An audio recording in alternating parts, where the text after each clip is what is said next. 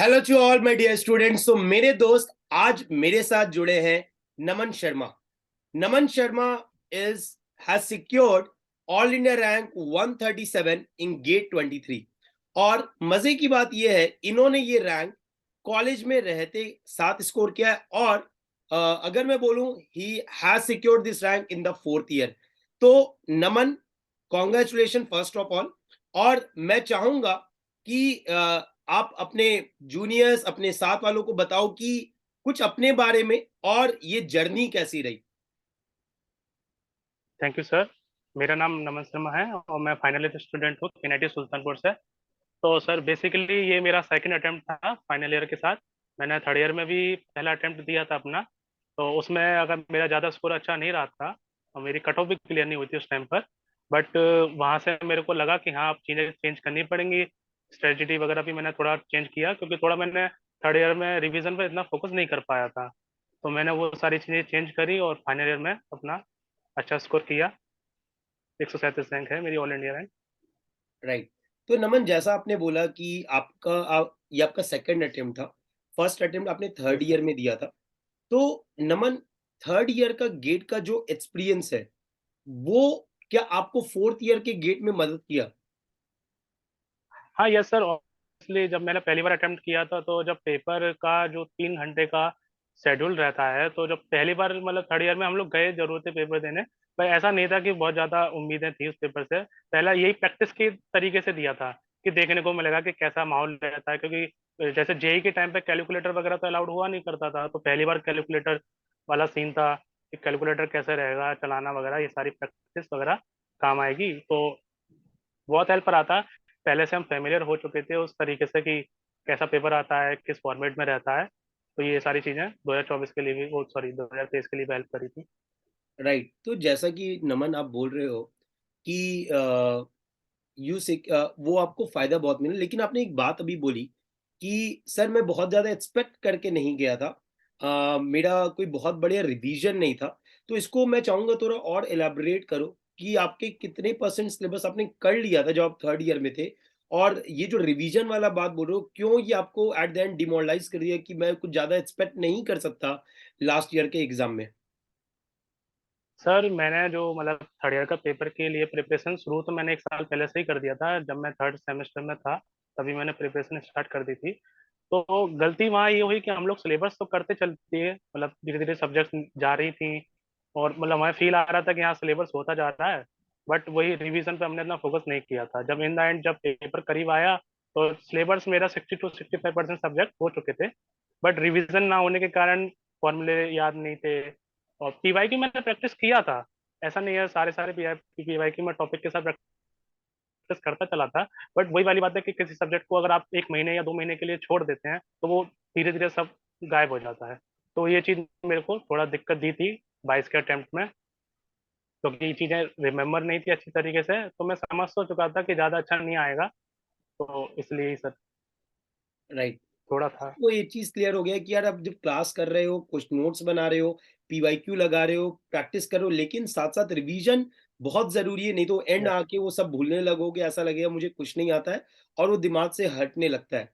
तो ये तो बात सही है। अब जैसा नमन आप बोल रहे हो कि सेकेंड ईयर से ही आपने तैयारी स्टार्ट कर दी थी, तो ये जर्नी मैं जानना चाहूंगा कि second year, third year, fourth year ये जर्नी क्या रही।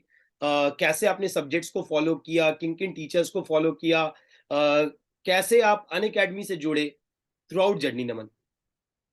Yes sir.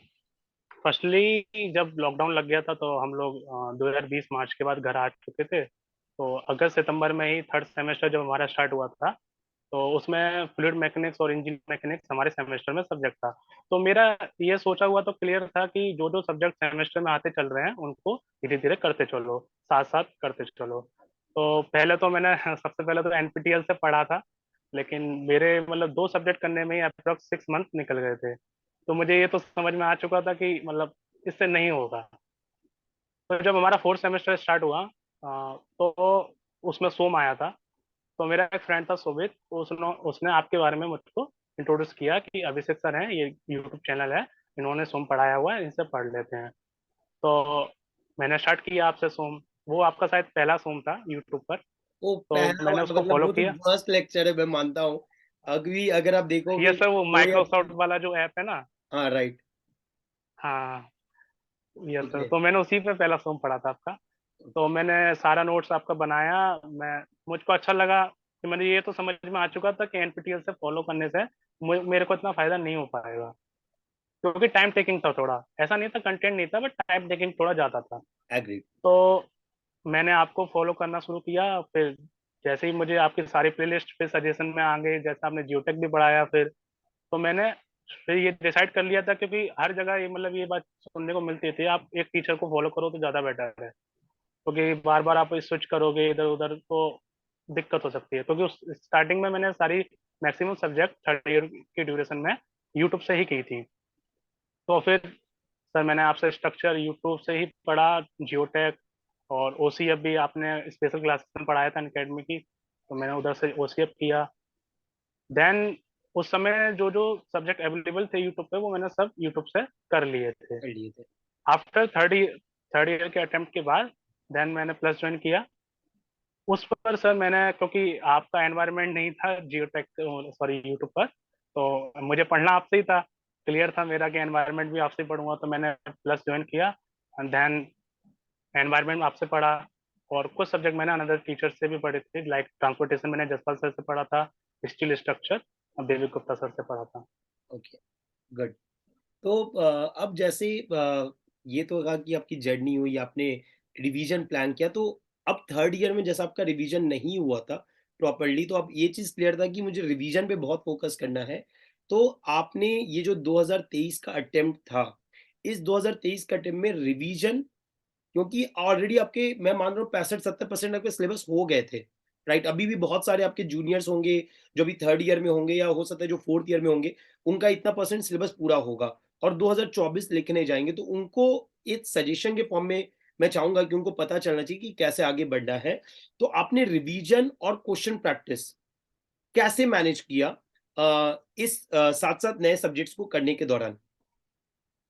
सर उसके लिए तो क्लियरली पहले तो मैंने टाइम डिवाइड करा था कि, क्योंकि सिलेबस इतना नहीं बचा था, तो मैंने फिर जब मेरा फरवरी का अटेम्प्ट हो गया था लास्ट ईयर, तो उसके बाद जो जो सब्जेक्ट बचे थे उसको मुश्किल से मैं 2 या 3 घंटा दिया करता था, जो जो मुझे सब्जेक्ट करने थे। उसके बाद मैंने रिविजन शुरू कर दिया था, जो मेरे पुराने सब्जेक्ट हो रखे थे, क्योंकि मेरे को थोड़ा करे हुए टाइम भी हो गया था, तो मुझे उनको समय ठीक ठाक देना था रिविजन के लिए भी। अगर कोई रिवीजन करता हुआ चलता है तो धीरे धीरे प्रैक्टिस के साथ उसका रिवीजन टाइम भी कम लगने लगता है। Like agree. पहली बार में रिवीजन करोगे तो आपको समय ज्यादा लगेगा, फिर लेकिन अगली बार आप रिवीजन करोगे तो उससे कम लगेगा, तो धीरे धीरे ये रिड्यूस होता जाता है टाइम। तो स्टार्टिंग के फरवरी से लेकर मई तक में तो थोड़ा समय लगा, लेकिन एक एक बार मैंने सारी सब्जेक्ट रिवीजन रिवाइज कर ली थी उस टाइम तक आते आते। और जो भी सब्जेक्ट मेरे थे वो मैंने खत्म किए जो मेरे बचे हुए थे। देन सर जब गर्मियों की छुट्टी हुई 6 सेमेस्टर के बाद, तब मैंने रिवीजन किया था जिन सब्जेक्ट्स का, उन सब्जेक्ट को अगेन 10 10 डेज में डिवाइड किया, और अगेन मैंने उनको रिवाइज किया अच्छे से, बिल्कुल मतलब मैंने रिवीजन के लिए एक चीज और अपनाई थी, लाइक कोई कहता था शॉर्ट नोट बनाओ, मतलब अपना अपना सबका तरीका होता है, मैंने इस चीज को थोड़ा अलग किया था। मैंने क्या किया कि A4 साइज पे हर सब्जेक्ट के टॉपिक्स लिख लिए, हर चैप्टर जैसे चैप्टर बन करके उसमें क्या क्या टॉपिक्स है उनके नाम लिख लिया करता था। ऐसे करके मैंने हर सब्जेक्ट का इकट्ठा किया था, और फिर मेरे पे एक छोटा सा व्हाइट बोर्ड था, और मैं वो A4 साइज का पेज खोल कर टॉपिक को पढ़ के मुझे उस टॉपिक से रिलेटेड जितना आता है उसको मैं व्हाइट बोर्ड पे लिखा करता था, ग्रेट। अपने बिना कॉपी के। तो ये मेरा थोड़ा था, इससे ये रहता कि मेरी रिकॉलिंग पावर मुझको पता चल रही थी कि मैं कितना रिकॉल कर पा रहा हूँ किसी भी टॉपिक को देख, क्योंकि फाइनली क्वेश्चन जब आप अटेम्प्ट करेंगे तो उसमें आपको रिकॉलिंग करना ही पड़ेगा कि वो किस टॉपिक से क्वेश्चन है, क्या उसमें फॉर्मूला लगेगा वगैरह वगैरह। तो ये सारी चीजें मैंने रिवीजन के लिए करी थी। Great, great. तो यार एक अलग जर्नी है। मतलब ये एक अच्छा चीज़ आपने बताया अपने हमारे लर्नर्स के लिए भी, कि अगर आपको लगता है कि शॉर्ट नोट्स का ट्रिक आपके लिए काम नहीं कर रहा है, तो आप ये भी कर सकते हो कि आप चैप्टर वाइज़ जो टॉपिक है उसको एक जगह लिख लो, और पढ़ने के बाद आप कोई एक सेपरेट जगह, हो सकता है आपके पास व्हाइट बोर्ड नहीं होगा, तो आप कोई रफ कॉपी ले यस सकते सर, हो, उसमें आप लिख रफ सकते हो, copy. And that is one of the very good way, right? बहुत बढ़िया बेटा। तो अभी जैसे एक बहुत बड़ा एक सवाल आता है कि कॉलेज और प्रिपरेशन, क्योंकि कॉलेज में भी टाइम देना है और प्रिपरेशन भी यस सर। करना है। कॉलेज के सेमेस्टर एग्जाम होंगे, और अगर हम सेमेस्टर के दौरान अगर प्रिपरेशन छोड़ देते हैं तो थोड़ा ऐसा लगता है कि हम लैग कर रहे हैं। तो वो फेज़ आप कैसे निकाले? सर पहली बात वैसे तो इसमें अगर देखा जाए तो जैसे अगर हम गेट की तैयारी प्रिपरेशन कर भी रहे हैं तो सेमेस्टर में मेजरली जो सब्जेक्ट होते हैं वो हमारे कोर सब्जेक्ट ही होते हैं। कुछ एक आध सब्जेक्ट होता है जो अलग से आता है। अगर आप गेट के लिए पढ़ रहे हैं तो मुझे इतना नहीं लगता है कि सेमेस्टर के पेपर में आपको कोई दिक्कत आने वाली है, स्पेशली फॉर कोर सब्जेक्ट। और रहा नॉन कोर सब्जेक्ट, अगर कोई थ्योरेटिकल सब्जेक्ट आ गया है तो फिर वो तो इंजीनियर वाली बात की वो एक दो दिन में ही पढ़ के पास हो राइट। जाया करता था उनमें। तो इसमें ऐसा कोई दिक्कत नहीं था। बाकी अगर फॉलो करना है तो आप टाइम डिवाइड कर सकते हैं अपने अपने अकॉर्डिंग। जो आपकी स्ट्रेंथ है उसके अकॉर्डिंग आप टाइम डिवाइड करिए और फॉलो करिए। और रहा एग्जाम के टाइम पे तो फिर कोई चीजें ऐसी होती हैं जो आपको एक्सेप्ट करनी चाहिए। ऐसा नहीं है कि मतलब आप उससे डर रहे हैं। अगर पेपर टाइम पे अगर आप नहीं भी पढ़ पा रहे हैं गेट का तो इसमें कोई दिक्कत नहीं है, सबके साथ होगा। आपके साथ ही नहीं होगा, आप सबके साथ होगा। कोई भी बच्चा कॉलेज गोइंग है, हर किसी के सेमेस्टर्स आते हैं। तो अगर आप जैसे 10 दिन है 12 दिन है अगर नहीं भी पढ़ पा रहे हैं तो उसको ना सीरियस ना लीजिए। ट्रू, बहुत 13वें अच्छी दिन जब बात है। आएगा तो उसको आप पढ़िए। तो एकदम। आपको मौका जरूर मिलेगा दोबारा पढ़ने का, उसमें कोई दिक्कत नहीं है। राइट नमन। तो यार देखो, मैं हमेशा बच्चों को यही समझाता हूँ कि यार आपको ये चीज़ पहले से सोच के रखना है। जो बच्चा अभी कॉलेज में है और वो अगले एग्ज़ाम को टारगेट कर रहा है, तो आपको ये समझ के रखना है कि ये 20 दिन आपका डिस्ट्रैक्शन रहेगा। तो अगर आप उसको यस पहले से ही प्लान करके रखोगे यार कि ये 20 डेज़ मेरा डिस्ट्रैक्शन रहेगा, तो ये 20 दिन मेरे पास है ही नहीं तैयारी के लिए। तो अगर आप उससे पहले ही उस चीज़ को प्लान करके रखोगे तो उसमें पैनिक सिचुएशन नहीं आएगा। लेकिन अगर तुम उसको प्लान नहीं करोगे, तुम बोलो अब एग्ज़ाम आ गया, अब ये आ गया, तो वो तुमको पैनिक कर देता है। राइट? तो नमन, यस। अभी जैसे कि यस, कैरेटी सुल्तानपुर मेरे को याद है हर साल I used to get ranks from there, और मैं बहुत पुराना एसोसिएटेड हूँ, क्योंकि लास्ट मेरे को याद है 2017 से I am associated with Canetti Sultanpur. Right, आपका ये जो बैच है, आपसे पहले 3 बैच ऑलरेडी निकल चुका है जो मेरे से पढ़ चुका है। सो यस, अभी आपका एक सीनियर भी है, दैट इज भूपेंद्र। राइट, अभी वो आईटी रुड़की में है। राइट, और वो अभी वहाँ से स्ट्रक्चर कर रहे हैं एमटेक। ठीक है, अभी उनका इस बार ईएससी प्री भी हो गया है, उनका स्कोर करीबन 286 है इस बार। राइट, एंड मोस्ट प्रोबेबली वो इस बार कर जाएंगे, है ना? तो यस, कंटिन्यूअस एसोसिएशन है। तो इस बार बाकियों के लिए अगर बात करो, जैसे आपने बोला था थर्ड ईयर में आप क्वालिफाई भी नहीं कर पाए थे, राइट, और बाकी आपसे अच्छा किए यस थे। सर। तो इस बार क्या है, क्या आपका स्कोर उनसे कंपेटिटिव है कि उनका आपसे ज्यादा है? सर मुझे आवाज कट गई थी सर, क्या बोला आपने? मैं ये बोल रहा हूँ कि जैसे इस बार आपका स्कोर क्या है? जैसे लास्ट टाइम आपका ये था कि आपने क्वालिफाई भी नहीं किया थर्ड ईयर में, और हो सकता है यस आपके सर। साथ वाले बेटर किए होंगे आपसे। और इस बार अगर मैं बात कर रहा हूँ तो आपका 137 है, तो बाकियों का क्या रहा इस बार? सर इस बार थोड़ा ज्यादा सही नहीं रहा। इस बार मेरा मेरा ही हाईएस्ट है ओ सर, ग्रेट, मेरी रैंक ही हाईएस्ट है मेरे बैच में सर। बहुत बढ़िया, बहुत बढ़िया। तो जैसे कि हर बार ये होता है ना कि एक मन में ना डिमोटिवेशन आता है। फॉर एग्जाम्पल अगर मैं बोलूँ कि आपका थर्ड ईयर में आपका क्वालिफाई भी नहीं हुआ, राइट, यू हैवेंट क्वालिफाइड, है ना? और बिना क्वालिफाई, अगर आप क्वालिफाई नहीं करते हो तो डीमोटिवेशन आता है कि यार इतना तो पढ़े थे, एटलीस्ट क्वालिफाई तो कर जाना चाहिए था मेरे को, है ना?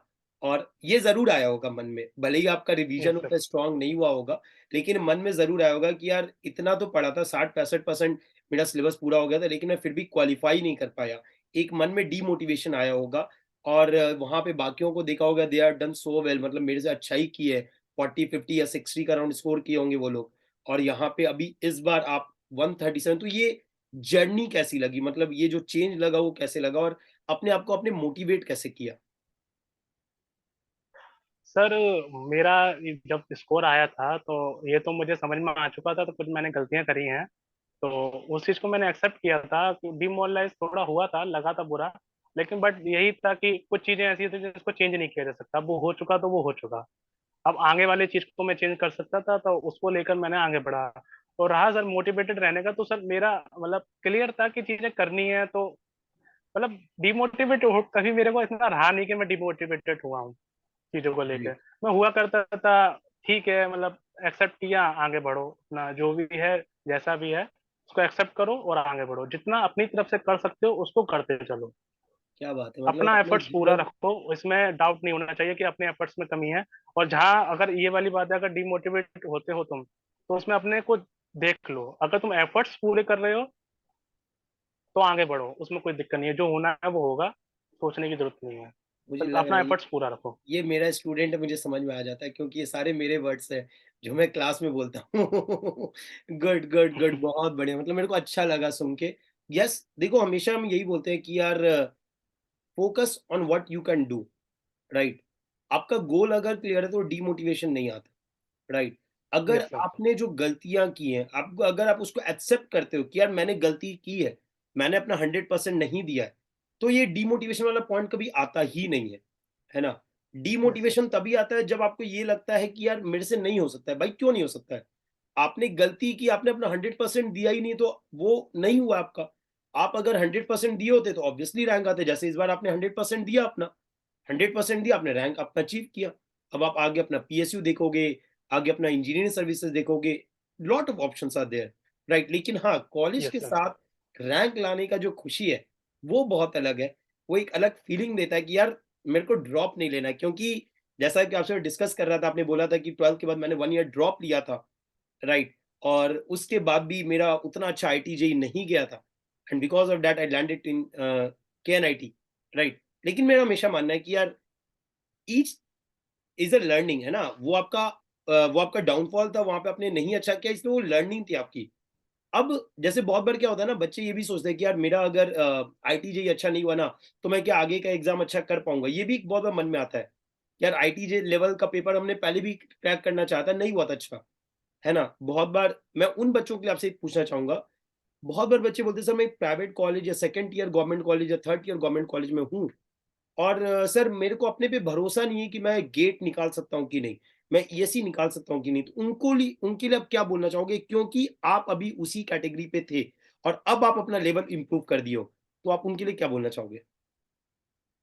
सर उनके लिए बस यही है कि आप पहली बात तो ये समझिए कि आपने 12th के बाद ड्रॉप लिया, अगर नहीं भी हुआ तो आपको गेट 4 साल बाद लिखना है। अप्रोक्स 4 नहीं तो 3.5 साल तो आपके पास होंगे ही होंगे। तो 3.5 साल में आप सब कुछ चेंज कर सकते हैं, और उसको बस करिए, और उस चीज को इग्नोर करिए, वो हुआ जो हुआ। आप ये समझना चाहिए आपको अपने, अगर आपको फेलियर मिला है तो आपको उससे अपनी कमी, जो भी चीजें आपने उससे सीखी, उसको समझिए, उसको एक्सेप्ट किए। और 3 साल हैं आपके पास, आप उसको कर सकते हैं, बस मेहनत करने की जरूरत है और अपने आप कॉन्फिडेंस रखने की जरूरत है। वो सब चेंज हो जाता है सर, अगर अगर थोड़ा बहुत भी ध्यान दिया जाए तो। मतलब गेट एग्जामिनेशन में इन कॉलेजेस से बहुत रैंक्स आती हैं, चाहे प्राइवेट कॉलेजेस हो या ट्रू, टायर 1 एग्रीड, 2 सेकंड, बहुत रैंक्स आती हैं इन कॉलेज से। तो एग्रीड। वो लोग सब ऐसे ही बच्चे होते हैं जिनका जेई अच्छा नहीं गया होता, लेकिन वो फिर चेंज करते हैं उस चीज को आने वाले 3 साल में, और वो लाते हैं रैंक कॉलेज के साथ। सही बात है यार। तो आप अभी जो अनअकैडमी के टीचर्स हैं, जैसे मैं हूँ, जसपाल सर हैं, विवेक गुप्ता सर हैं, एनबीएल के सर हैं, तो आप मतलब इन टीचर्स को के लिए बच्चों को क्या सजेशन दोगे? लाइक क्या बच्चे हम सारे टीचर्स पे ट्रस्ट कर सकते हैं और अपनी तैयारी को बेस्ट वे में आगे लेके जा सकते हैं? यस सर, कंटेंट के मामले में आप पूरे तरह ट्रस्ट कर सकते हैं। टीचर्स अपनी तरफ से जो उनका एफर्ट्स होता है वो यही होता है कि वो आपको बेस्ट से बेस्ट कंटेंट प्रोवाइड करा सकें, आपको गाइडेंस दे सकें। इलाज करना सब आपको ही है, बट ये कुछ चीज़ें ऐसी होती हैं जो बहुत ज़रूरी होती हैं स्टार्ट में। तो आप विश्वास पूरी तरह कर सकते हैं कंटेंट के मामले में, प्रिसाइज कंटेंट है। और बस आप उन पर विश्वास रखिए और कंटेंट उनका करिए, और बस फिर सारी चीज़ें फॉलो करिए जो जो सर बताते चल रहे हैं। अभी फ्यूचर क्या गोल है? फ्यूचर क्या करना चाह रहे हो? अभी तो ठीक है, यहाँ से आपको पीएसयू तो मिल जाने वाला है इस बार, यस। ठीक है, बट इसके बाद यस क्या? सर, तो सर इस टाइम तो मैं पब्लिक सेक्टर ज्वाइन करने के मूड में हूँ।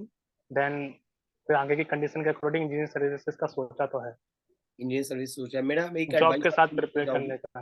राइट, मेरा एक एडवाइस लेके जाओ। Yes sir. आपने इतना अच्छा अच्छा इन्फॉर्मेशन दिया, मैं एक एडवाइस दूंगा कि अभी आप मोमेंटम में हो, अभी आपके कॉन्सेप्ट्स पे पकड़ है, अभी आप ईएससी की तैयारी कंटिन्यू रखना, यस ठीक सर। है। Don't take a break, break नहीं लेना है, ठीक है। Continue preparation. Yes sir. और ब्रेक अगर लोगे तो प्रॉब्लम क्या होगा कि फिर से वही चीज, कॉन्सेप्ट दिमाग से यस हटना सर। शुरू हो जाएंगे, कौन से राइट, दिमाग सर। यस एकदम। सर। तो अपने प्रिपरेशन को कंटिन्यू रखो, don't stop it here itself, ESC को टारगेट करो, यस सर। ठीक है, क्योंकि ऑलरेडी जब एक एग्जाम निकल जाता है तो अपने आप कॉन्फिडेंस आ जाता है। है ना? तो ESE भी निकलने में कोई बड़ी बात नहीं होगी। बाकी मेरे तरफ से जो हेल्प यस सर, पड़ेगा, टीम तरफ से जो हेल्प पड़ेगा, we are ready to do that. Thank you dear. Thank you sir.